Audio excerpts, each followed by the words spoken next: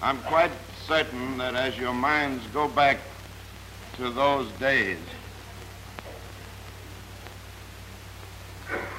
you remember the maps that appeared from time to time in the public press.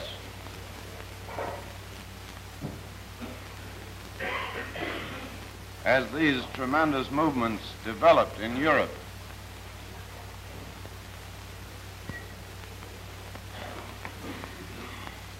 I'm quite certain that you must have formed the concept, as I did in those days,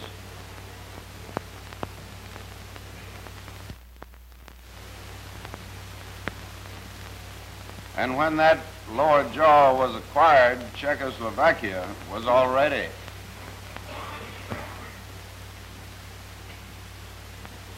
with its head and the main part of its body in the mouth of the wolf.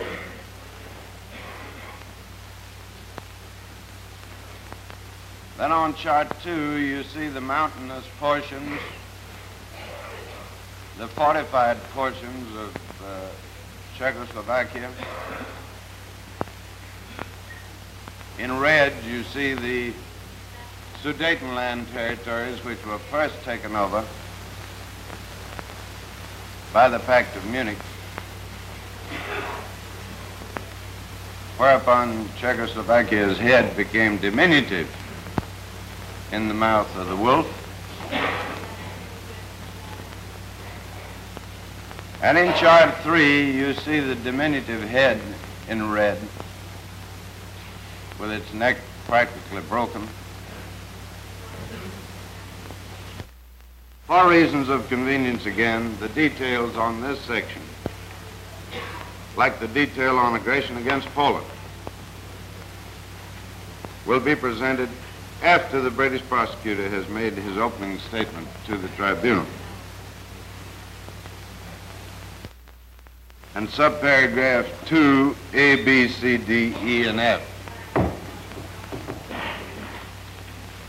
which I need not read at a glance. The tribunal will recall the allegation.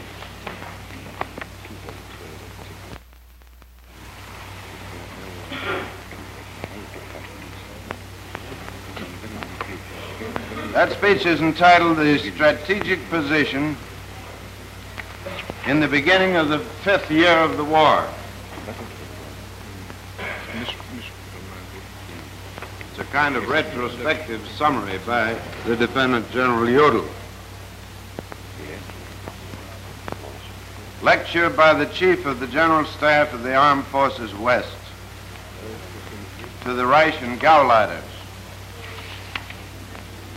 delivered in Munich on 7 November 1943. Are you reading from the document now? I'm reading from an English translation of it. Here, but in my copy of L172, as far as I can see, it begins with the word introduction. Yes, sir, I was just coming to introduction. On my copy, there's a heading 2, is that? Heading above that. We haven't got that. I'm sorry. You have an index, I think, ahead of it. I don't have that on my copy. That's the front. Page 3 of the mimeograph. Yes, but the index doesn't give that heading, that's all. I mean... Oh, I see. Well, I'm sorry. No. Reichsleiter Bormann has requested me to give you a review today of the strategic position in the beginning of the fifth year of war. I must admit that it was not without hesitation that I undertook this none too easy task.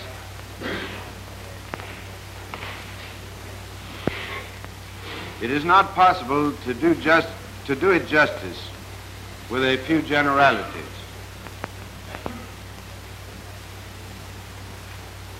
It is not necessary to say openly what is. No one, the Fuhrer has ordered, may know more or be told more than he needs for his own immediate task. But I have no doubt at all in my mind, gentlemen, but that you need a great deal in order to be able to cope with your tasks. It is in your gauze, after all, and among their inhabitants, that all the enemy propaganda, the defeatism, and the malicious rumors concentrate that try to find themselves at play among our people. Up and down the country, the devil of subversion strides. All the cowards are seeking a way out, or as they call it, a political solution. They say we must negotiate while there is still something in hand.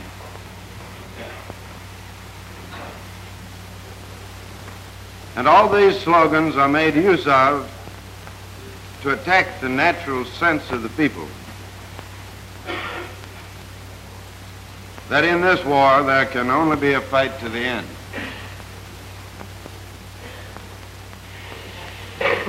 Capitulation is the end of the nation, the end of Germany.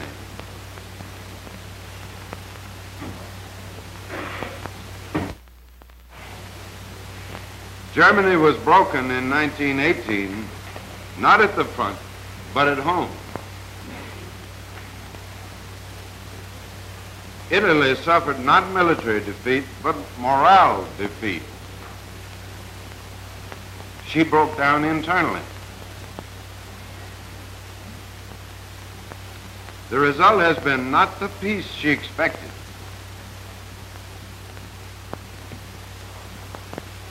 but through the cowardice of these criminal traitors, a fate 1,000 times harder than continuation of the war. One sentence on page 1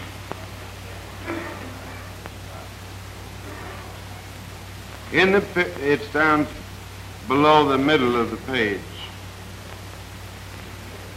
In the period 1933-1939, the Treaty of Versailles was not broken by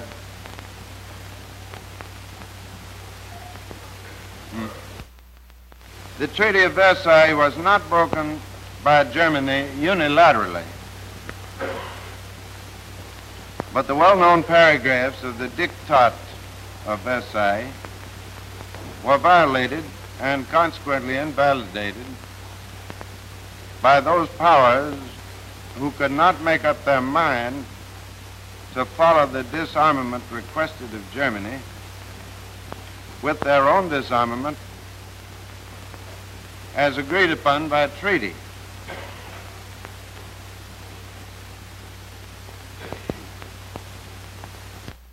The Treaty of Versailles was not broken by Germany unilaterally, but the well-known paragraphs of the Diktat of Versailles were violated and consequently invalidated by those powers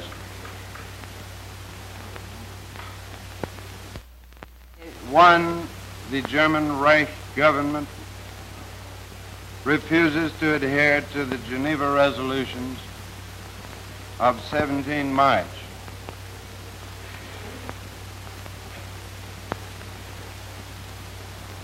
The Treaty of Versailles was not broken by Germany unilaterally,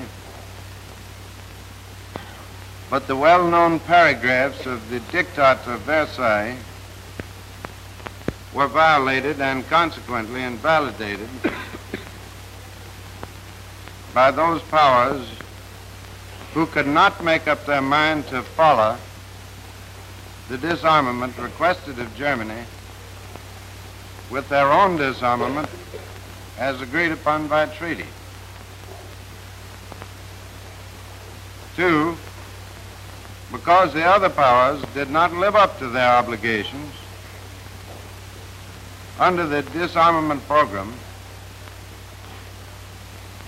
the government of the German Reich no longer considers itself bound to those articles which are nothing but a discrimination of the German nation, I suppose, against the German nation.